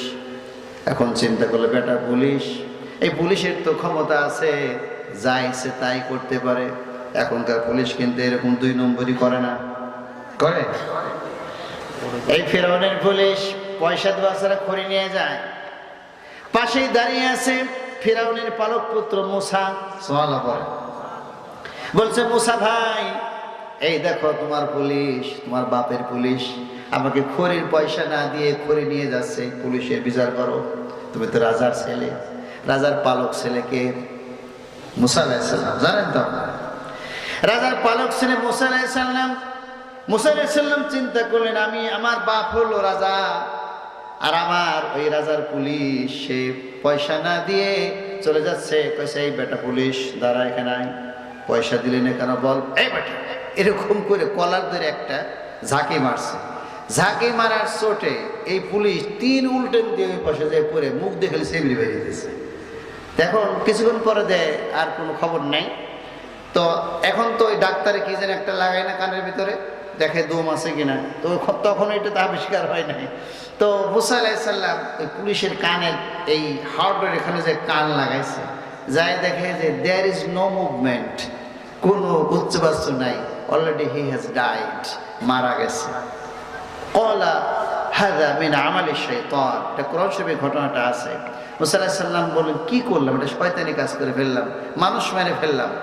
যাই হোক, মুসা আলাইহিস সালাম বলছেন, আমি কিভাবে তাকে ধরলাম আর সে মারা গেল, এবং ফিরআউন আমার বিরুদ্ধে ফাঁসির অর্ডার দিয়ে দিল।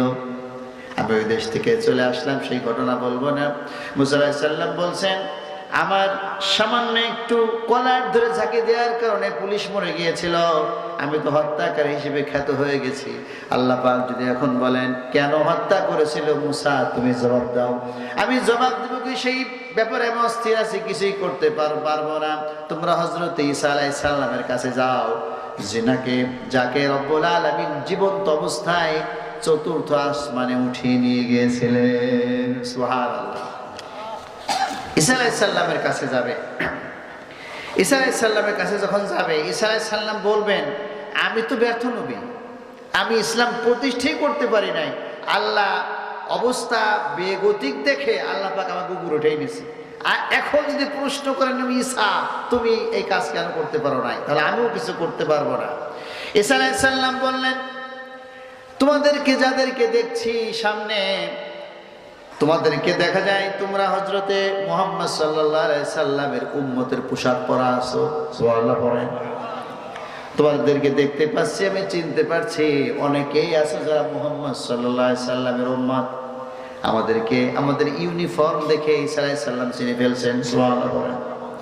ঈসা আলাইহিস সালাম বলছেন, আজকে কেউ কোনো উপকার করতে পারবে না, একজন মাত্র নবী, বিশ্ব নবী মুহাম্মদুর রাসূলুল্লাহ সাল্লাল্লাহু আলাইহি সাল্লাম আজকে আল্লাহর সাথে কথা বলতে পারবেন, আর কেউ কথা বলতে পারবে না।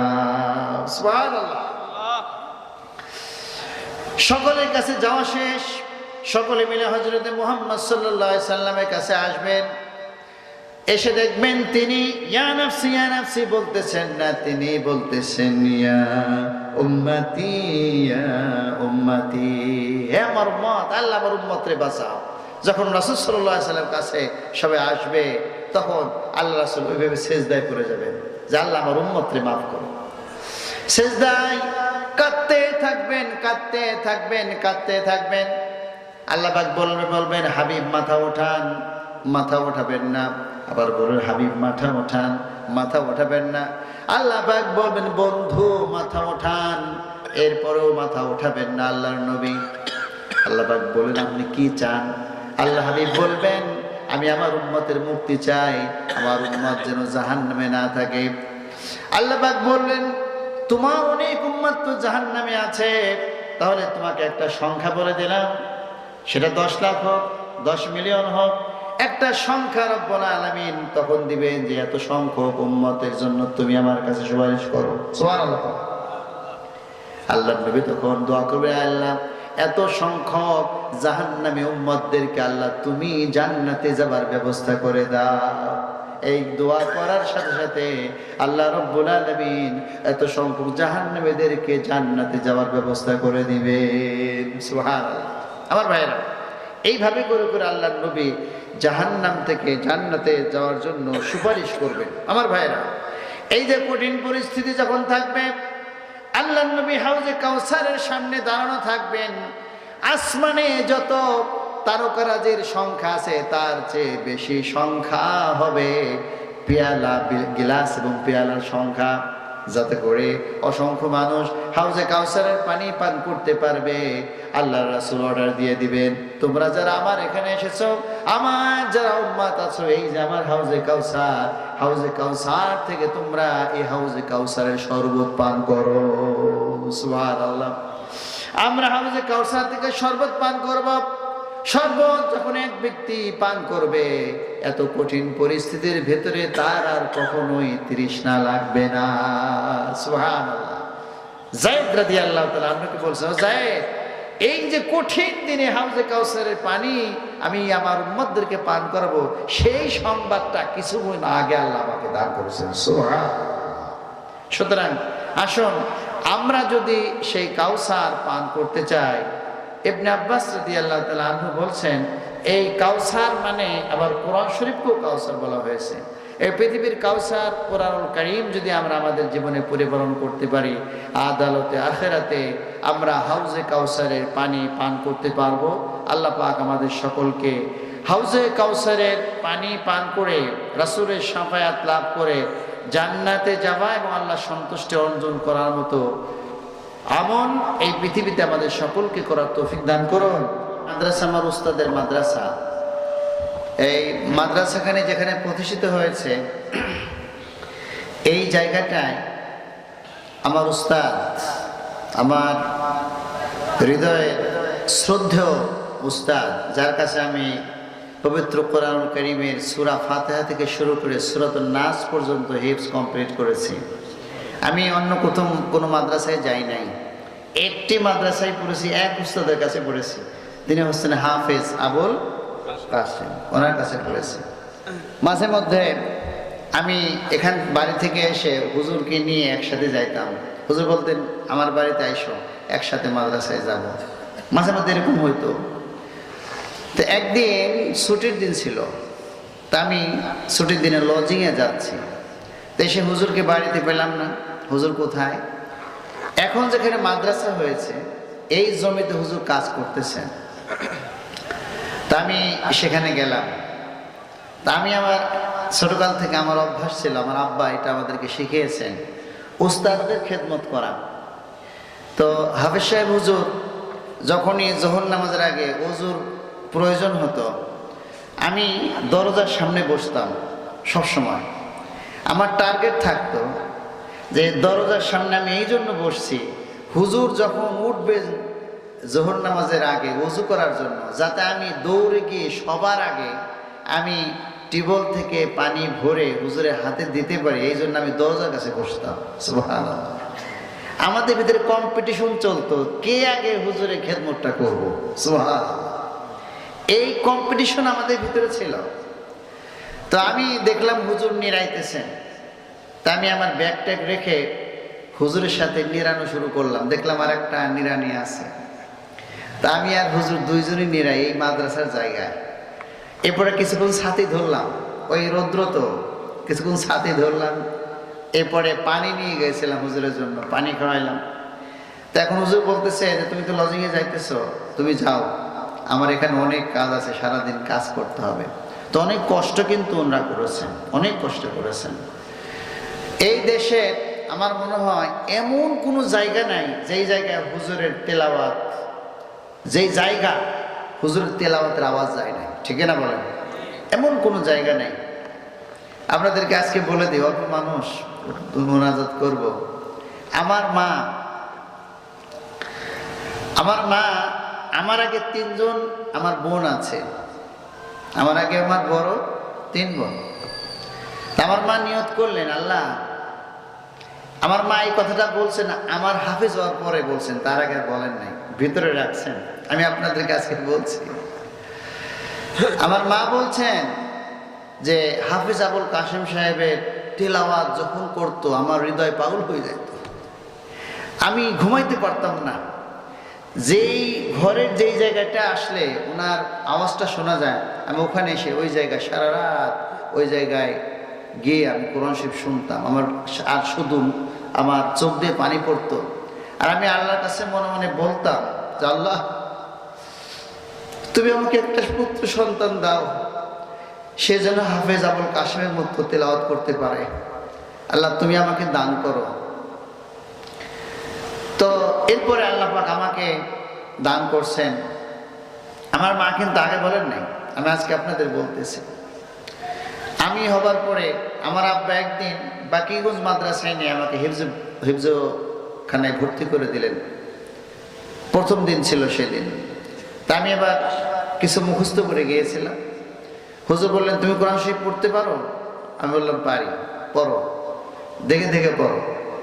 তা আমি চিন্তা করলাম, আমি মুখস্থ করে গেছি, দেখে দেখে পড়বো। তো নিচে চোখ আছে কিন্তু পড়তেছি মুখস্থ। হুজুর বলছে, তুমি কি মুখস্থ পড়তেছো? আমাকে হ্যাঁ মুখস্থ পড়তেছি। কতদূর মুখস্থ করছো? তা আমি যতটুকু মুখস্থ করেছিলাম হুজুরকে বললাম, আমি এতদূর পর্যন্ত আব্বুর কাছে মুখস্থ করেছি। ভালো। উনি আমাকে 2টা কথা বললেন, এই যে আজকে হেফজ শুরু হবে, সব সময় পড়বা, শুধু এক সময় পড়বা না। কখন? যখন তুমি বাথরুমে যাবে, ওই বাথরুমে যাই তুমি কোরআন শরীফ পড়বা না। আর বাথরুমের বাইরে যত পারো কোরআন শরীফ পড়বা। সুবহানাল্লাহ। এই জন্য আমি যখন চলাফেরা করি এই বিভিন্ন গাড়িতে, বিভিন্ন জায়গায় হুজুরের নির্দেশ আছে যে পড়বা। আমরা দেখতাম এখান থেকে ফরিদপুর যাইতেছি, 3-4 পারা পড়া হয়ে গেছে। সুবহানাল্লাহ। এবং হুজুরের অভ্যাসটা ছিল, হুজুর বলতেন, আমাকে বলতেন, বিশেষ করে আমাকে অনেক আদর করতেন, যেটা বলার মতো না। এত ছাত্র আছে, কেবিল্লাল বাড়ি থেকে আসতে আসতে 3 পারা হয়ে গেল, মানে আমাকে একলা বলতেছে, বাড়ি থেকে আসতে আসতে 3 পারা পড়া হয়ে গেল। তাই গতকাল মাদ্রাসা থেকে বাড়ি গেলাম, 3 পারা পড়ছি। ফজরের পরে বসলাম, 10 পারা পড়ে ফেলছি। সুবহানাল্লাহ। এইভাবে আমাকে এই কথাগুলি বলতেন। ইংরেজিতে বলে ইনস্পায়ার করার জন্য, উৎসাহিত করার জন্য, অনুপ্রাণিত করার জন্য বলতেন। আর এরকম উস্তাদ পাওয়া যাবে না যে উস্তাদ আমরা পাইছি। এখন তো কমার্শিয়াল হয়ে গেছে, সে টাকা পয়সা। অনেকদিন এই কি বলে নাজরানা আছে না, এই নাজরানায় 3 বছর নাজরানা পড়তেছে, এই 3 বছর লাগাই দেয়। যতদিন থাকবে ততদিন বেতন পাবে। নাউজুবিল্লাহ বলেন। এই ধরনের মানসিকতা যাতে না থাকে যারা এই ক্লাসগুলি পরিচালনা করেন। যাও, মরহুম হুজুর, ওনার কত যে ওনার মর্যাদা আমরা বলে শেষ করতে পারবো না। আজকের এই মাহফিলে যত সওয়াব হয়েছে, এই সকল সওয়াব আমাদের তো হয়েছে, এই সকল সওয়াব কিন্তু আমার উস্তাদ মরহুম হাফেজ আবুল কাশেমের আমল নামায় চলে গেছে, যাই নাই? আমরা দেশে বিদেশে যত ওয়াজ করি, যত খুতবা দেই, যত তেলাওয়াত করি, হাজার হাজার ছাত্র। সুবহানাল্লাহ। আমার আর একজন ছাত্র আছে, যে তার আব্বা হাফেজ নুরুজ্জামান বাদশাহ। আমার তো কোনো বন্ধু নেই, একজনই বন্ধু। এই নুরুজ্জামান বাদশাহ আব্বা এখানে বসে আছেন। এই বাদশাহ ভালো হাফেজ, এরকম অনেক হাফেজ আছে। আর হুজুরের প্রথম ছাত্র হলো হাফেজ আবু তালেব। সুবহানাল্লাহ। হাফেজ আবু তালেব হচ্ছে হুজুরের 1 নম্বর ছাত্র, প্রথম ছাত্র।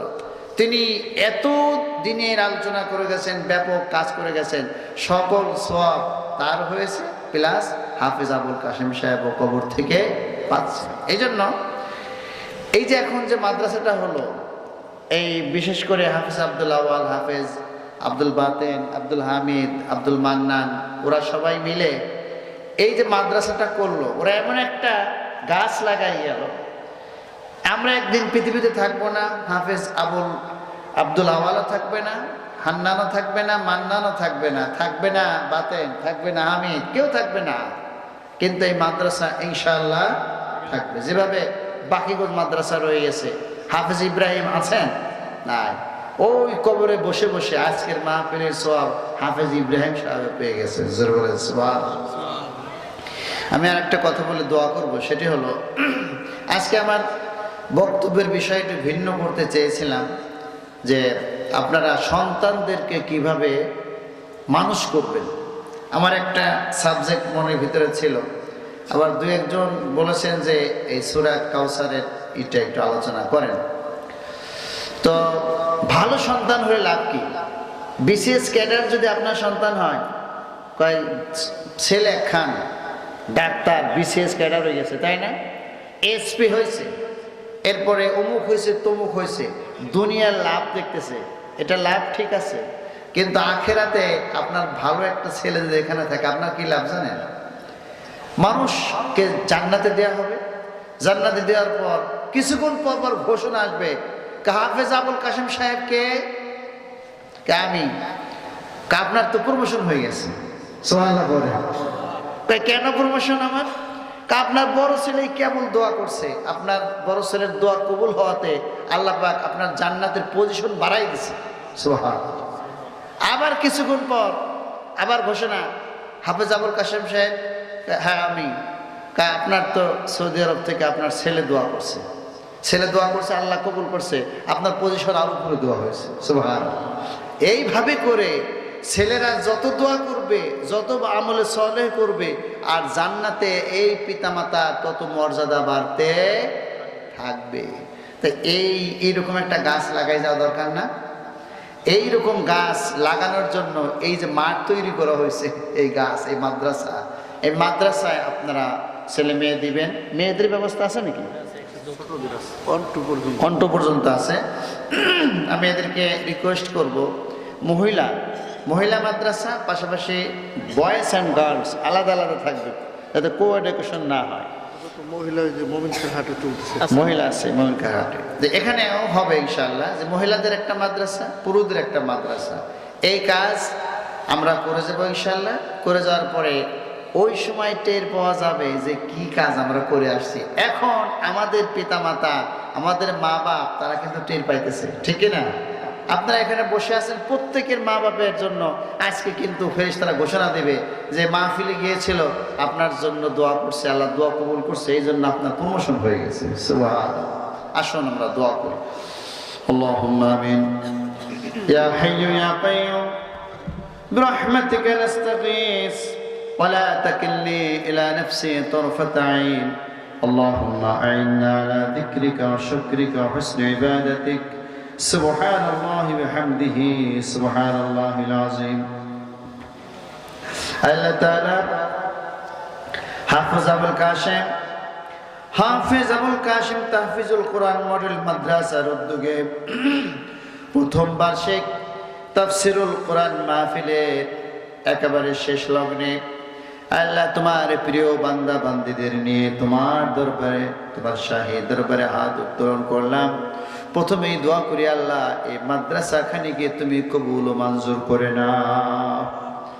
আয় রাব্বুল আলামিন, আমাদের পরম শ্রদ্ধেয় উস্তাদ মরহুম হাফেজ আবুল কাশেম সাহেবের মাধ্যমে আয় আল্লাহ যত হাফেজ তৈরি হয়েছে, আয় আল্লাহ প্রতিটি হাফেজ নামাজ পড়ে, রোজা করে, তারাবি পড়ায়, ইমামতি করে, আয় আল্লাহ কোরআন শরীফ শিক্ষা দেয়, মাদ্রাসায় পড়ায়, ইউনিভার্সিটিতে পড়ায় তার ছাত্ররা। আল্লাহ যত সওয়াব চতুর্দিকে হয়, এই সব সওয়াবগুলোকে একত্রিত করে আল্লাহ আমাদের হাফেজ আবুল কাশেম সহ আমাদের আব্বা, আমাদের উস্তাদ এইভাবে করে আমাদের যত উস্তাদ আসেতাজাই কিরাম, যত টিচার্স প্রফেসরস যারা আমাদেরকে পড়িয়েছেন, যারা ইন্তেকাল করেছেন, রব্বুল আলামিন আল্লাহ সকলের কবরে আজকের এই সওয়াব তুমি পৌঁছে দাও।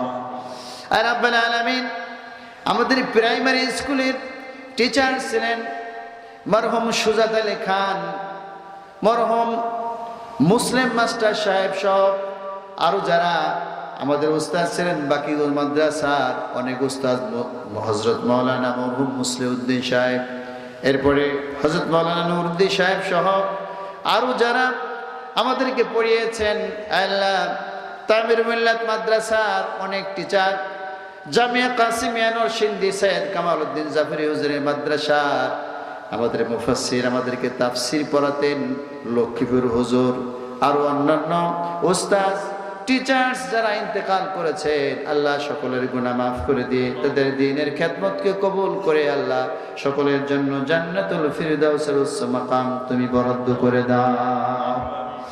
আর রব্বুল আলামিন বালুধম দারুস সুন্নাহ মাদ্রাসা, বাকিগুল মাদ্রাসা, গোলাপবাগ মাদ্রাসা সহ অন্যান্য জায়গায় যে সমস্ত মাদ্রাসা প্রতিষ্ঠিত হয়েছে, এর জমি যারা দিয়েছেন, এই মাদ্রাসার ঘর বানানোর জন্য যারা সহযোগিতা করেছেন, বিভিন্নভাবে যারা সহযোগিতা করেছেন, আল্লাহ এখন দুনিয়াতে নাই চলে গেছেন খালেক মন্ডল সাহেব সহ আরো যারা, হাফেজ বাড়ির হাফেজ ইব্রাহিম সাহেব, হাফেজ ফাতেহ কবির, হাফেজ মিলু সাহেব, এরপরে হাফেজ সগীর সাহেব সহ আরো যারা আমার ওস্তাদ হাফেজ ফাতেহ কবির সহ আরো যারা ছিলেন এই মাদ্রাসার পেছনে, আল্লাহ যাদের পরিশ্রম রয়েছে, অবদান রয়েছে, রব্বুল আলামিন তাদের কবরে আমাদের এই সওয়াবটুকুনকে পৌঁছে দিয়ে আল্লাহ প্রত্যেকের কবরকে জান্নাতের বাগিচায় পরিণত করে দাও। আর রব্বুল আলামিন আমাদের এই মাদ্রাসাগুলিতে দ্বীনি শিক্ষার সাথে সাথে Arabic language, English language, Bengali language সহ দ্বীন এবং দুনিয়ার শিক্ষা গ্রহণ করে আমাদের এই মাদ্রাসার ছাত্ররা যাতে সারা বিশ্বে এই দ্বীনের মশাল নিয়ে দেশ থেকে দেশান্তরে, কখনো অস্ট্রেলিয়াতে, কখনো আফ্রিকাতে, কখনো আমেরিকা, লন্ডন, রাশিয়া, চীন, সারা বিশ্বে তোমার দ্বীনের দাওয়াতি কাজের জন্য ছড়িয়ে পড়তে পারে, রব্বুল আলামিন এমন উন্নত মানের উচ্চ পর্যায়ের মাদ্রাসা হিসেবে তুমি এই মাদ্রাসাকে কবুল মঞ্জুর করে নাও। আর রব্বুল আলামিন দেশ এবং বিদেশ থেকে যারা এই মাদ্রাসার জন্য সহযোগিতা করলেন, প্রবাসীরা করলেন, আল্লাহ আমাদের ভেতর থেকে যারা করলেন, হাফেজ বাতেন হামিদ আব্দুল আউয়াল্লাহ নিজেদের টাকা খরচ করে নিজেদের জমি দিয়ে আল্লাহ মাদ্রাসার ব্যবস্থা করলেন, রব্বুল আলামিন ওদের উপার্জনের ভিতরে তুমি বরকত দান করে দাও। রব্বুল আলামিন আমরা যারা এই মাদ্রাসার জন্য কল্যাণকামী শুভাকাঙ্ক্ষী, আল্লাহ আমাদেরকে এই মাদ্রাসাকে রক্ষণাবেক্ষণের জন্য মনের ভিতরে মোহাব্বত পয়দা করে দাও। আর রব্বুল আলামিন আমাদের প্রত্যেক বাড়ি থেকে একজন ছেলে, কমপক্ষে একজন ছেলে অথবা মেয়ে যেন আমাদের এই মাদ্রাসা পড়ানোর মাধ্যমে এই মাদ্রাসাটিকে আমরা আস্তে আস্তে উন্নত শিখরে নিতে পারি। আল্লাহ আমাদের সকলের বাচ্চাকে এই মাদ্রাসার জন্য কবুল মঞ্জুর করে নাও। রব্বুল আলামিন গভীর রজনী পর্যন্ত আমার উস্তাদ হযরত মাওলানা ইসহাক মৌলভী সাহেব অনেক বয়স হয়ে গেছে, আল্লাহ এরপরে এখনো মাঝে মধ্যে আল্লাহ ফোন করেন, মাঝে মাঝে ফোন করে আমাদের খোঁজ খবর নেন। আল্লাহ রাত 3টা পর্যন্ত যতদিন মা জীবিত ছিলেন, বিভিন্ন মাহফিল থেকে যখন রাত 3টা 4টার সময় বাসায় ফিরতাম, তখন এসে শুনতাম মা তখনও ঘুমায় নাই, এত রাত হয়ে গেছে ঘুমায় নাই। আমি যখন আসলাম কলিং বেল দিয়ে ঢুকলাম, ঢোকার সাথে সাথে আমার মা দেখতে পেলাম যে মায়ের মাথার উপরে চাদর মুড়ি দিয়ে শুয়ে আছে, উনি একটু ফান করতেছেন যে আমি ঘুমিয়ে গেছি। জিজ্ঞেস করলাম মা কি ঘুমিয়েছে নাকি? বললেন হ্যাঁ মা তো একটু ঘুমিয়েছে। হঠাৎ করে মা তার মুখের উপর থেকে কাপড়টা সরিয়ে আমার দিকে তাকিয়ে জানান দিয়ে দিল, বাবারে 3টা বাজুক আর 4টা বাজুক তোমার জন্য এখনো আমি ঘুমাই না। রব্বুল আলামিন যে মায়ের দিকে তাকালে, যে বাপের দিকে তাকালে আল্লাহ তুমি কবুল হজের সওয়াব দান করে দাও। আল্লাহ সেই মাও নাই, বাপও তো আমরা হারিয়ে ফেলেছি। আল্লাহ রাব্বুল আলামিন আমাদের শ্রদ্ধেয় মা বাপ যারা ইন্তেকাল করেছেন তাদের জীবনের গুনাহগুলো তুমি মাফ করে দাও। রাব্বুল আলামিন তাদেরকে জান্নাতের উচ্চ মাকাম তুমি দান করে দাও।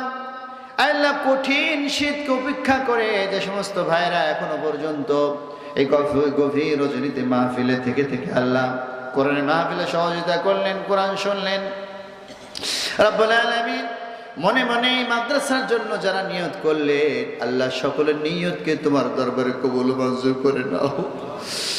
রাব্বুল আলামিন হাফেজ আবুল কাশিম সাহেব এক একটা ছেলে এক একটা গোলাপ ফুলের মতো, প্রতিটি ছেলে কোরআনের হাফেজ হয়েছে। আল্লাহ এমন সৌভাগ্য আর কার হয়েছে? আল্লাহ রাব্বুল আলামিন আল্লাহ এই ছেলেগুলোর ভিতরে তুমি যোগ্যতা দিয়েছো, আরো যোগ্যতা দান করে দাও। এই দুনিয়াতে যাতে কোরআনের পক্ষ থেকে বেশি করে ভূমিকা রেখে তোমার সন্তুষ্টি অর্জন করতে পারে। আল্লাহ মডেল মাদ্রাসা অন্যান্য মাদ্রাসার জন্য এই মাদ্রাসাটি যাতে মডেল হতে পারে এমন মাদ্রাসা গড়ার তৌফিক দান করে দাও। আল্লাহ আমাদের সকলকে এই মাদ্রাসাকে সহযোগিতা করার তৌফিক দান করে দাও। আয় রাব্বুল আলামিন এই মাইকের আওয়াজ যতদূর চলে গেল, আমার আব্বা তো পাশের গুরুস্থানে শুয়ে আছেন, আর আমার এই বাম পাশে হুজুরের বাড়ি রয়েছেন। হুজুর কবর থেকে শুনছেন সুবহানাল্লাহ। আল্লাহ আজকের এই মাহফিলের নজরানা ইতিমধ্যে তাকে পৌঁছানো হয়ে গেছে। আল্লাহ আমার হুজুরের কবরটাকে আরো নূরে নূরান্বিত করে দাও। আয় রাব্বুল আলামিন আমাদের বড় ভাই হুজুরের অত্যন্ত প্রিয়তম ভাই ছিলেন। দুই ভাই একসাথে চলাফেরা যখন করত তখন মনে হতো যেন দুই বন্ধু চলাফেরা করতেছে।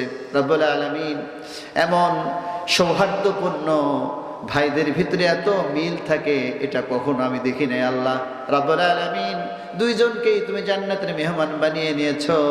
তোমার কাছে দোয়া করি উভয়কেই তুমি জান্নাতুল ফেরদাউসের উচ্চ মাকাম দান করে দাও। অত্র এলাকার যত মানুষ ইন্তেকাল করেছেন যাদের ভিতরে ঈমান ছিল, কালিমা ছিল, রব্বুল আলামিন সকলের গুনাহ তুমি মাফ করে দাও। অত্র এলাকার যত মানুষ ছোট হোক বড় হোক, চাষি হোক মাঝি হোক, যেই প্রকারের হোক, টিচার হোক, যারা ইন্তেকাল করেছেন আমাদের এলাকায়, اللهم اغفر لحينا وميتنا وشاهدنا وغائبنا وصغيرنا وكبيرنا وذكرنا وانثانا اللهم من احييته منا فاحيه على الاسلام ومن توفيته منا فتوفه على الايمان ربنا تقبل منا انك انت السميع العليم وتب علينا انك انت التواب الرحيم। আল্লাহ একটা দোয়া করি, এই মাহফিল শুরু হলো, আগামী বছর আরো বড় করে আল্লাহ আমরা যেন মাহফিলে তাফসীর মাহফিল করতে পারি। এই ধারাবাহিকতা যেন কিয়ামত পর্যন্ত অব্যাহত থাকে। এই মাহফিলকে তুমি কবুল মঞ্জুর করে নাও। সাল্লাল্লাহু তাআলা এই মাহফিল যারা করলেন, পয়সা করলেন, লাইটিং করলেন, মাইকিং করলেন, পয়সা খরচ করলেন, পরিশ্রম দিলেন। অনেক যুবকদেরকে দেখলাম ওরা বুকে ব্যাস নিয়ে আল্লাহ স্বেচ্ছাসেবকের কাজ করেছে, রাত দিন খেটেছে। মুরব্বী কিরাম, ইয়াং জেনারেশন সহ আল্লাহ আমাদের মা বোনরাও মাহফিলের জন্য যারা সহযোগিতা করলেন, আজকে যারা মাহফিলে দান করলেন, যে কোনোভাবে বিভিন্নভাবে প্রশাসন থেকে শুরু করে সব জায়গায় যারা মাহফিলের জন্য সহযোগিতা করলেন, আল্লাহ তোমার দরবারে সকলের সহযোগিতাকে তুমি কবুল মঞ্জুর করে নাও। এলাকার যুবকদেরকে ইসলামের প্রতি তুমি ঝুঁকিয়ে দাও। সাল্লাল্লাহু তাআলা আলা খায়রি খালকিহি মুহাম্মাদিন ওয়া আলা আলিহি ওয়া আসহাবিহি আজমাইন। একটা দোয়া করে শেষ করি। আল্লাহ আব্দুল্লাহ ওয়ালির আম্মু এখনো আছেন, তাদের এই নিয়ামত আল্লাহ আছেন। আল্লাহ এখনো তার মায়ের দিকে তাকালে প্রত্যেকের আমলনামায় কবুল হজের সওয়াব হয়ে যায়। আল্লাহ তারা যেন তার মা পৃথিবীতে যতদিন থাকবেন অত্যন্ত শ্রদ্ধার সাথে মায়ের খেদমত করে ভাগ্যটাকে প্রসন্ন করতে পেরে সেই তৌফিক দান করে দাও। তার স্বাস্থ্যকে ভালো করে দাও। আমাদের যাদের পিতামাতা বেঁচে আছেন সবাইকে সুস্থ রেখে তোমার বন্দেগী মৃত্যু পর্যন্ত করে যাবার তৌফিক দান করে দাও। আয় রাব্বুল আলামিন দাদা চলে গেছেন, দাদি চলে গেছেন, নানা গেছেন, নানি গেছেন, মাও চলে গেছেন, বাপও চলে গেছেন, চাচা চলে গেছেন, চাচি চলে গেছেন, অনেকের। আল্লাহ আমরাও চলে যাব। আমাদের যাবার সময়ে সারা বিশ্বের ভিতরে সবচেয়ে মূল্যবান হলো ঈমান। সেই ঈমানি কালিমা আমাদের সকলের মুখে জারি করে দিও, লা ইলাহা ইল্লাল্লাহু মুহাম্মাদুর রাসূলুল্লাহ। আসসালামু আলাইকুম ওয়া রাহমাতুল্লাহি ওয়া বারাকাতুহু।